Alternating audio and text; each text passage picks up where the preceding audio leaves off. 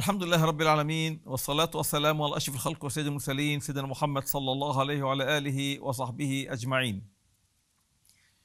الأحكام التي صدرت ضد ثلة من نخبة الشعب المصري، 8 بالإعدام والعشرات بالمؤبد والسجن، هي أحكام ظالمة بالكلية، أحكام مسيسة لا يمكن أن تعقل.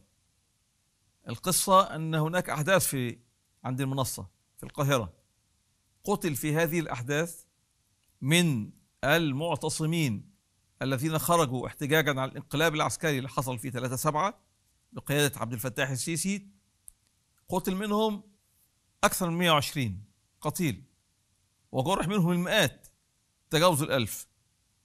هل يعقل أن كل هؤلاء القتلى وهؤلاء الجرحى لم يحاكم بسببهم فرد واحد، ويحاكم الذين ظلموا وأوذوا بدلا من المجرمين الفاعلين؟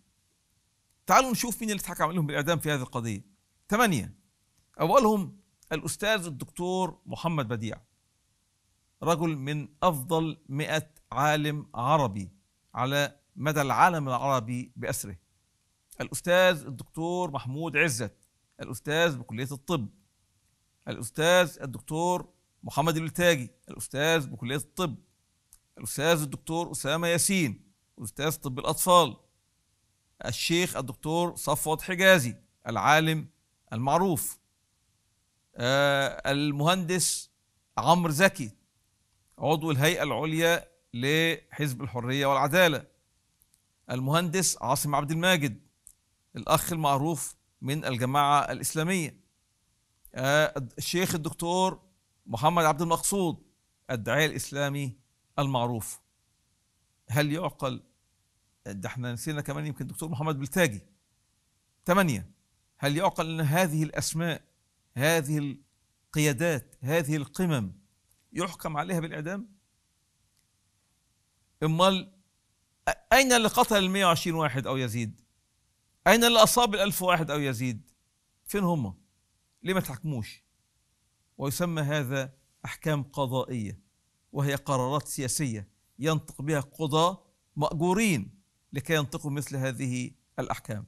المأساة في مصر كبيرة جدا، شديدة جدا جدا، وتجاوز السلطة السياسية إلى هذا الحد نذير بانفجار شعبي وشيك للدفاع عن هؤلاء المظلومين الموجودين حتى الآن في سجون الظالمين في مصر. الموقف يعني مؤلم ومحزن بدرجة مفزعة، لأن مصر لم تشهد مثل هذا الإجرام في تاريخها القديم والحديث بمثل هذا الشكل وهذا الفعل. أسأل الله عز وجل لكل هؤلاء المحكومين بالإعدام والمحكومين بالمؤبدات والمسجونين الفرج السريع العاجل من رب العالمين، وأسأل الله عز وجل محاسبة كل من تلوثت أيديهم بالدماء، وكل من شارك في إصدار مثل هذه القرارات السياسية ومثل هذه الأحكام على هؤلاء النخبة من الشعب المصري.